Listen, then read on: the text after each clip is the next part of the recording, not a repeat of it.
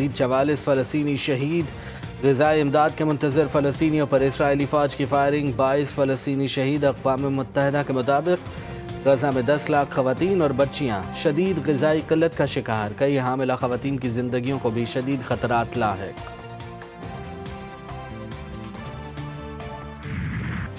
غزہ میں خوراک کی بندش اور انسانی بحران کے خلاف سڈنی کے ہاربر برج پر تاریخی ریلی، شدید بارش اور تیز ہواؤں کے باوجود شہریوں کی مارچ فار ہیومینٹی ریلی میں شرکت۔ ریلی کے منتظمین نے انسانی ہمدردی کی عالمی آواز قرار دیا۔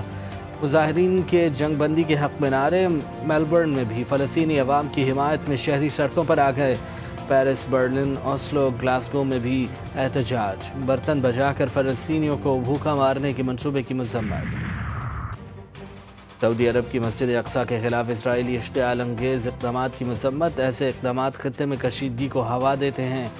سعودی وزارت خارجہ نے خبردار کر دیا۔ روسی مکسڈ مارشل آرٹ چیمپئن خبیب نور کا غزہ کے مسلمانوں کی بہادری کو سلام۔ سوشل میڈیا پر بولے، غزہ کے بہادر مسلمانوں کی وجہ سے دنیا کو معلوم ہوا کہ کون کیا ہے اور ہمارا دین کتنا خوبصورت ہے۔ پاکستان کی جانب سے فلسطین کے لیے 100 ٹن امدادی کھیپ روانہ، امدادی سامان خصوصی پرواز کے ذریعے عمان اور اردن پہنچے گا۔ سامان میں غذائی اشیاء اور ادویات شامل۔ نائب وزیر اعظم اسحاق ڈار اور چیئرمین NDMA نے امدادی سامان روانہ کیا۔ اسحاق ڈار کے مطابق مظلوم فلسطینیوں کے لیے اشیاء ضروریہ کی فراہمی بغیر رکاوٹ کے چاہتے ہیں۔ ایرانی صدر مسعود پزشکیان کا دورہ پاکستان مکمل، وطن واپس روانہ ہو گئے۔ وفاقی وزیر عطا تارڑ اور ریاض حسین پیرزادہ نے معزز مہمان کو رخصت کیا۔ وزیر اعظم شہباز شریف نے ایرانی صدر کے ساتھ مشترکہ پریس کانفرنس میں کہا، پرامن جوہری پروگرام ایران کا حق ہے۔ اسرائیل کی ایران پر جارحیت کا کوئی جواز نہیں تھا۔ ایران کی لیڈرشپ نے ملک کا بھرپور دفاع کیا۔ ایران ہمارا انتہائی برادر اور دوست ملک ہے، ایران کے ساتھ کھڑے رہنے کا عزم۔ بولے، غزہ میں معصوم بچوں اور خواتین کو شہید کیا جا رہا ہے، فلسطینیوں پر مظالم کے خلاف دنیا کو آواز اٹھانا چاہیے۔ غزہ میں فوری سیز فائر ہونی چاہیے۔ دونوں ممالک کے درمیان کل 13 معاہدوں اور MOUs کی دستاویز کا تبادلہ۔ میری time safety and fire fighting کے شعبے میں تعاون بڑھانے پر بھی اتفاق۔ فری ٹریڈ ایگریمنٹ پر عمل درآمد کے لیے مشترکہ سٹیٹمنٹ کی تیاری کے معاہدے پر بھی دستخط۔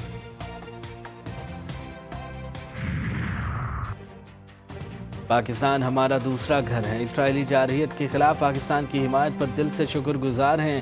ایرانی صدر مسعود پزشکیان نے کہا، اسرائیلی جارحیت خطے کے امن کو داؤ پر لگا رہی ہے۔ امن کے لیے مسلم ممالک کو متحد ہونا چاہیے۔ پاکستان سے اچھے تعلقات ایرانی خارجہ پالیسی کا اہم جزو ہے۔ پاکستان اور ایران کے تعلقات مشترکہ ثقافت اور مذہب پر مبنی ہیں۔ سیاسی اقتصادی شعبوں میں تعاون کو فروغ دینا ترجیح ہے۔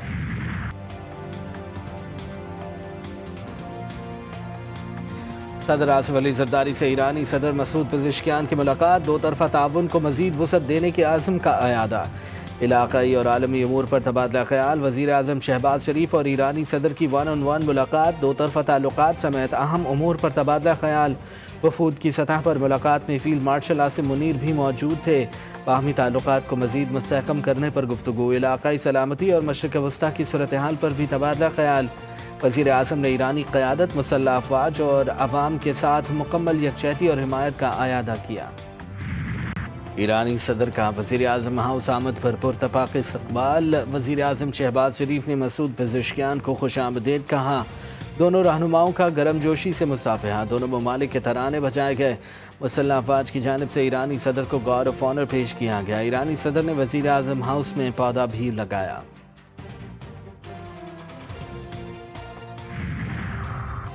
پاک ایران دو طرفہ تجارت کا حجم $10 ارب تک بڑھانے پر اتفاق، دونوں ممالک تجارت کی راہ میں حائل رکاوٹوں کو دور کریں گے۔ نائب وزیر اعظم اسحاق ڈار پاک ایران بزنس فورم کی تقریب سے خطاب، کہا ایران کے ساتھ تجارت اور سرمایہ کاری کے لیے کوشاں ہیں۔ ایرانی صدر بولے، پاکستان کے ساتھ اچھے تعلقات ایران کی خارجہ پالیسی کا اہم جزو ہیں۔